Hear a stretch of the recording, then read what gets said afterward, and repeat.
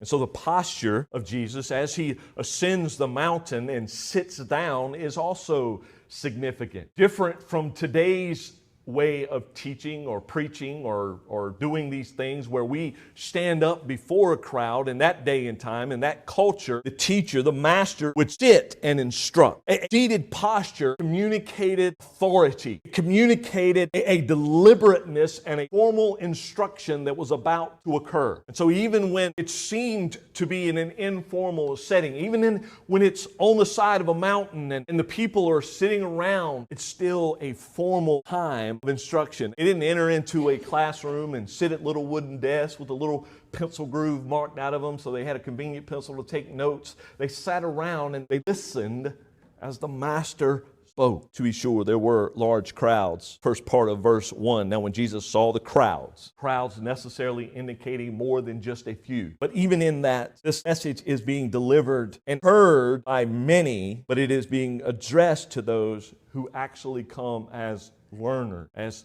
followers. Notice it says that he saw the crowds, he went up on the mountain. After he sat down, the disciples came. Then he opened his mouth and began teaching. He didn't just begin teaching to the crowds, he began teaching to the disciples, to those who followed him. Now, we've talked before that there are two different kinds of disciples mentioned in Scripture, big D and a little d. Big D disciples being the 12, specifically chosen, called by name disciples. Little d disciples being those who followed Christ, who are not necessarily named, but they are followers nonetheless. And then we have the crowd, who are not necessarily followers, true followers, but merely those who are there. And so this sermon, this message is publicly delivered sermon, but it is not a sermon that flatters the public. It is a sermon that addresses kingdom needs, and only by grace can the hearer receive the word rightly.